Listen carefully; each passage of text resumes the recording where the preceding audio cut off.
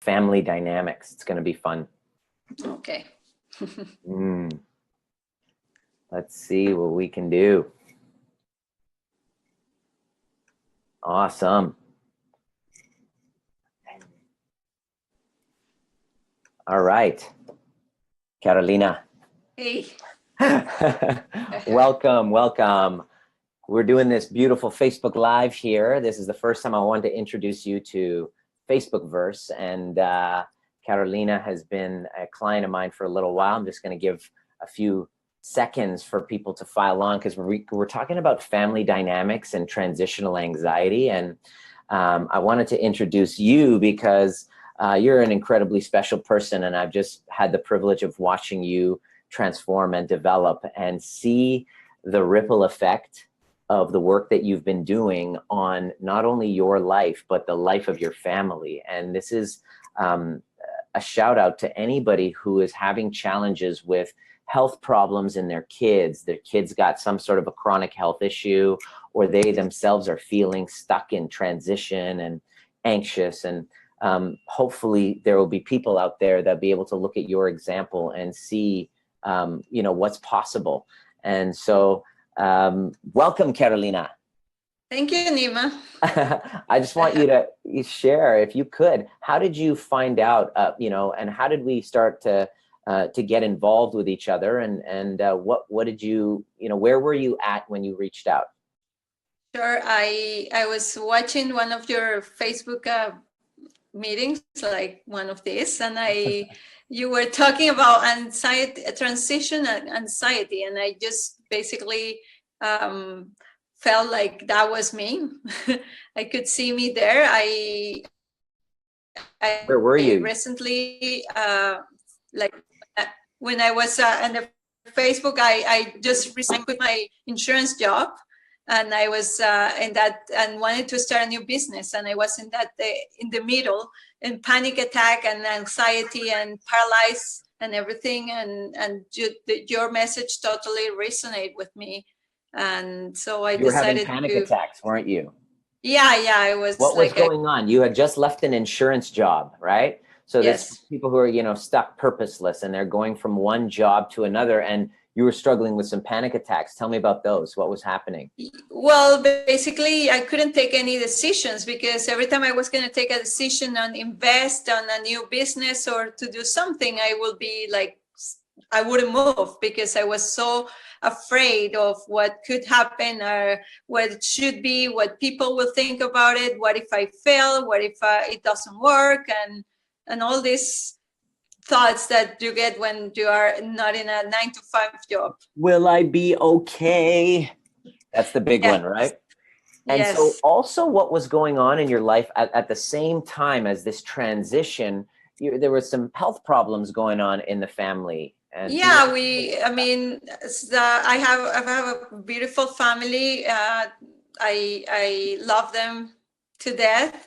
And we were having some health issues, and we were trying to find out how I was also trying to find out how to help them, because I knew that me being in that state of panic and anxious and worry and upset and thinking, regretful about if I should have left my job or everything, I knew that was also affecting them in many ways. So that's a huge distinction right there. I wanted to say, Carolina, is that we all have an impact. Who we are being has an impact in our families' lives. It's not just about us, right? And if I can look back growing up, the way that mothers' mental well-being and emotional well-being impacts the entire family. I mean, who can't relate to that?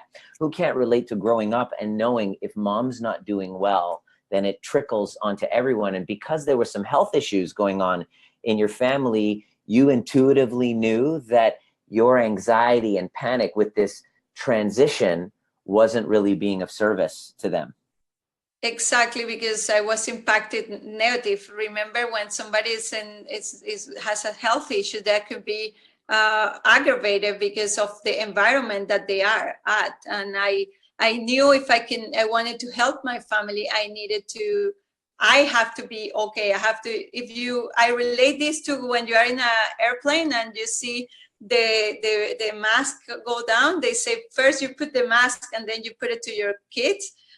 So I relate to that and say, first I have to save myself. I have to be well myself so I can help everybody else in my family. That is huge for those of you who are watching and paying attention, especially moms out there. Moms are guilty of this, is that moms will negate their own well-being and the investing in the time and the effort to look after themselves. They think that they're doing favors for the family by doing that. But what did you notice happening as a result of your kind of anxiety? What was going on with your family as a result of that? What was the impact? Well, I mean, my family, there was chaos in my house because, I was upset, I was worried, and then they were worried because of me. And the energy in the house wasn't the best. And I wasn't giving them the best advice, the best knowledge, everything. So you weren't the greatest version of you, were you? Exactly. So you saw one of my Facebook Lives. You reached out to have a conversation with me. So I sat down with both you and your husband, and you basically decided that you were going to do what? You said, what did you decide that you were going to take on? What were you committed to when you said, because I said, I don't know, are you committed? And you said, I'm committed. What did you decide in that moment that you wanted to become? I decided that I want to become the best version of myself. I decided that I was going to be committed to this work because I love my family and I wanted to be successful. I wanted to create a business, be happy, be able to help my family and be able to be there for them. Because if you're in a bad state, that you're not there for them. So totally. So we got right to work, didn't we? And we started unpacking and peeling back some guilts and some regrets and some, stories about your past that you'd made up about yourself. What did you discover in this process of unpacking It was, I will say it, it's funny. I came to Canada years ago and I discovered From where? There's the beautiful... From Venezuela. Exactly. For the viewers. And I said to my husband at that time that every time that we learned something, it was like a feather was taken off our body, like you are taking it. So it was the same feeling because every time that we discovered something or unpeeled that, it was kind of like a weight out of my shoulders is gone. And now I can move forward and then another one, and then I can move forward. So I was actually looking forward to those sessions because I knew something else was going to go out of the way and I would be better and better. This is the key. When you're in transition, going from one job to another, if you're stuck in transition, going from one relationship to another, your step forward and your step up can't happen powerfully if you're holding on to a bag of resentment and regret. So each and every time, what did you notice happening to you when we took a list of all of the resentments and regrets, and throughout these past few months, been peeling them back, what have you noticed has emerged in who you would love to become in this transition? So it's been like a new person, like it's a new beginning, a person who is has a purpose, that I wake up every morning and I know the reason why I'm waking up, and I'm excited actually to see this as I work on this day, see my family, talk to people, help to people. I discover that I have gifts and I can share them with the world, and I can help people and share my story and help them to become better and to have a purpose, because it's very sad when you wake up every morning and say, what is going to be today? So I actually learned how to have a purpose and how to plan my day the night before. You taught me this, and it's powerful because you wake up next morning and you know what you need to do, and actually you create your day instead of react to your day. That's the key that's the key component in transitional anxiety. When I was going through my darkest period as well, when I was going as well through transition, and I reached out and I got help and I got strategic feedback the same way you did. I hired a coach and kicked my ass and helped me clear my stories, was really taking the day on from an offensive rather than a defensive perspective. Trying to, get ourselves to the point where we are doing everything we can to create rather than putting out fires. And the key component that you had said was, when we began, you didn't know who you were. So what was the difference? What could you give? What could you offer people who are stuck in that transitional anxiety and they feel that who they're being is rippling into their family and it's not making a great impact? And if they can look at the past week, the past month, the past year, and their state of being rippling into their family's life and it's negatively impacting them, what was the first step that you took that changed that direction and gave you clarity? So the first thing was to be grateful and give thanks to the people in my previous job, because I didn't realize at that moment that all the things that I have and all the things that I became was because of that job that I have, because of the people that I knew. That you were holding on to all this resentment for, yes, right? Yes. And then what could you offer to the people listening as far as taking that next step and having that clarity of purpose? What was the key distinction that you were called on to do that made the difference, that you know exactly who you are when you're waking up each day?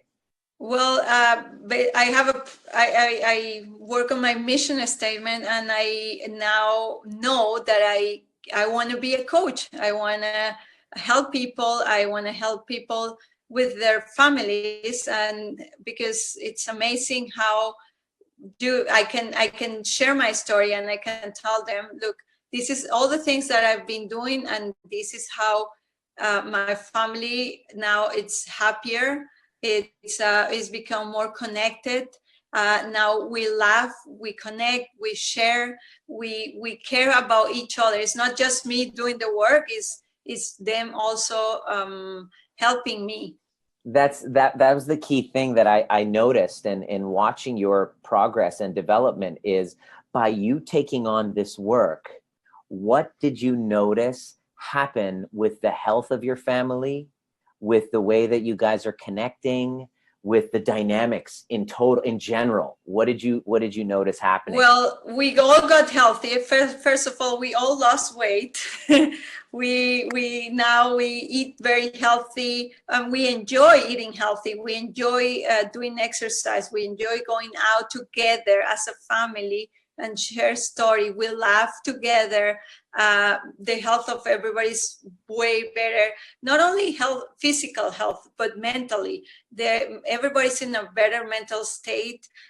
They're more, I will say, center as well. So I got a line and they got a line as well. So that's powerful, because you can see them like there's no these swings like, oh, everybody's sad or everybody's happy. It's everybody, every single day working together towards everybody purpose, which is being a family and being connected. I just wanted to acknowledge you for taking on that work and getting that alignment. And I remember our first kind of discovery strategy call where you were uncertain. And I said, the only uncertainty, fear that you have is, are you going to take it on and do the work?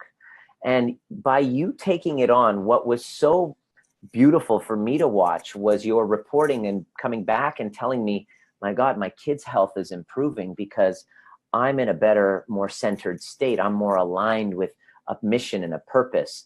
That was our beginning. It's, create a mission statement and a purpose that is that is really unique to you. And as we clear these and unpack these past resentments and guilts, what has emerged as far as your purpose goes? Because in the beginning you were unclear. So as we were unpacking all of these, what did you notice emerge, and how did your mission emerge? Well, I discovered who I was. And now there's this new Carolina that knows exactly what she wants to do and how is she going to impact the life of others. So I'm super excited about this. And one of the things that I wanted to say before we left, and I see if anybody has any questions here, what did you notice? You had a little bit of a setback recently.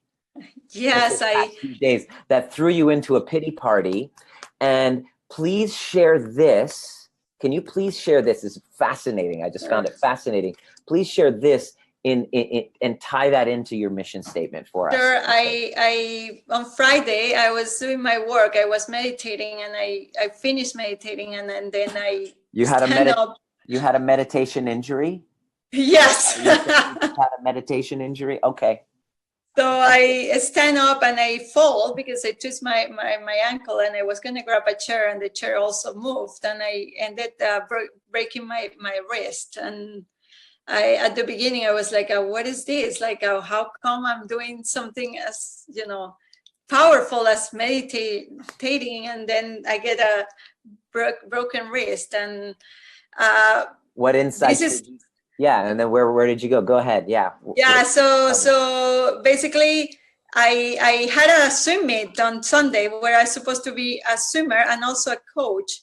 And then about an hour I couldn't swim because of this, and I was kind of sad because of that. But then I got the opportunity to be the coach, and which is part of my mission statement, is to become a swimming coach and a health coach, and I got the opportunity to step up and be a coach. Thanks and to this. Because of this. So now I wasn't in the pool, I was a coach. So it was kind of scary at the beginning because it was kind of like, oh my God, right? Like, what is this? And then it was really good. And I had a great experience, and that reaffirmed that that's what I want to do, and that's what I want to become. And then after that, I kind of like said, sit back and we discovered that I should be grateful, and breaking the wrist, it's a blessing.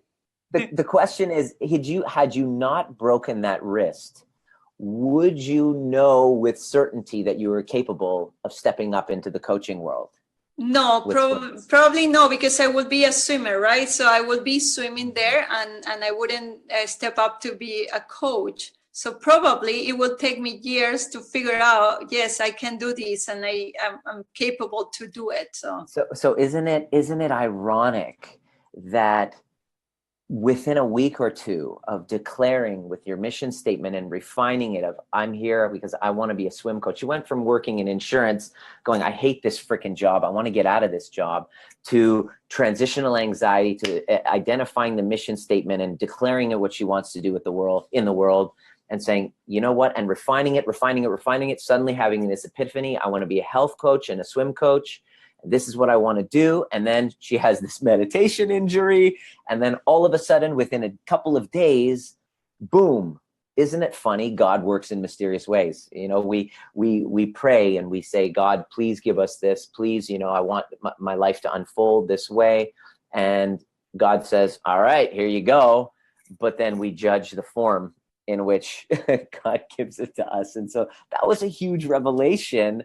And it's like, what would you change about your broken wrist? And through the overview method, we have this amazing ability to take whatever we feel is in the way and transform it to being as on the way. So we have gratitude for it. So healing unlocks the keys of healing and growth, and healing emerges when you can become grateful. So what would you change about this entire experience? I wouldn't change anything, actually. And now I know it's kind of like be careful what you wish for, because you will get it. Actually, it's just not the way you ask for, but you will get it. So that's right. Thank you so much. I just wanted to acknowledge you for the work that you've done to transform. In just a couple of short months, you've gone from drifting to now seeing a bigger possibility for yourself, and you've learned some amazing tools. What would you say this whole experience has been like for you? Because I've been working with you and within my team. So myself and Eilina, my coach, your coach, our team of coaches and the group, what would you say the experience has been like for you? If somebody's on the fence and feeling this transitional anxiety and seeing that who they're being is impacting their family's health negatively, what would you say to them? I will say this experience is priceless. I mean, as a mom, as a wife, you want the best for your family, and there is nothing like I wouldn't. I mean, there's like it's priceless. I can describe it with words. It's amazing, and I know now I'm prepared, and I have the tools to move forward and be successful. And this the more successful I become, the more successful my family becomes. And at the end, that's my high value, my family. So if you're a mom or a dad and you want to help your family, I would say help yourself first, because it will be a ripple effect and you will be amazed of the results. I want to say thank you very much. It's been an honor working with you, and hopefully your story of transformation and seeing the impact on the work that you've done for your transitional anxiety and rippling into the health of your children, the health of your husband, and physical and emotional. Hopefully that can inspire a few people. And if you are listening and you're on the fence and you're feeling and you're stuck in transition and you don't know where to turn and you're feeling like you're lost and drifting and purposeless, follow the link underneath, or just send me a private message. I'd love to have a conversation with you to see if, we have a certain number, we have a little bit of a waiting list going on right now. We're pretty much full in our program because we got a lot of people who are changing their lives and changing their stories. But if you send me a private message, I can get maybe an application started for you and see if this is something that you're ready for. Who would you love to become for your family? And that's the question that I leave you with. And I wanted to say thank you so much. Thank you, Nima. For everything. Is there anything that you'd love to say before we sign off here? No, well, I mean, do it. Just do it because it's worth it. God bless you. It's been amazing working with you, and I'll see you at the next perfect time, peeps. Send me a private message if you have a question.